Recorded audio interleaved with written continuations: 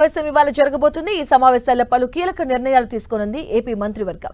రాష్ట్ర అభివృద్ధికి సంబంధించిన కీలక నిర్ణయాలతో పాటుగా కొత్త పథకాల అమలు, పరిపాలనాపరమైనటువంటి సంస్కరణలపై మంత్రివర్గం చర్చించబోతుంది. ముఖ్యంగా గత కేబినెట్ నిర్ణయాల పురోగతిని సమీక్షించడంతో పాటు బడ్జెట్ కేటాయింపులు, ప్రాజెక్టుల వేగవంతంపై కేబినెట్ చర్చించబోతుంది. పార్లమెంట్ బడ్జెట్ సమావేశాలపైన మంత్రులు చర్చించబోతున్నారు. రాష్ట్ర ఎంపీలకు చేయాల్సినటువంటి సూచనలపైన చర్చ జరగబోతుంది.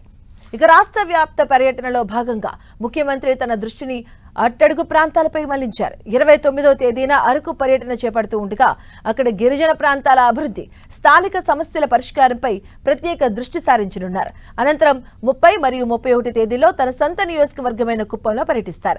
2 రోజుల పాటు సాగే ఈ కుప్పం పర్యటనలో పలు అభివృద్ధి కార్యక్రమాలకు శంకుస్థాపన చేయడంతో పాటుగా స్థానిక ప్రజలతో నేరుగా మమేకమై వారి వినతులు స్వీకరించబోతున్నారు. నియోజకవర్గంలో పెండింగ్ లో ఉన్న ప్రాజెక్టులు త్వరితగతిన పూర్తి చేయడమే లక్ష్యంగా ఈ పర్యటన కొనసాగబోతుంది.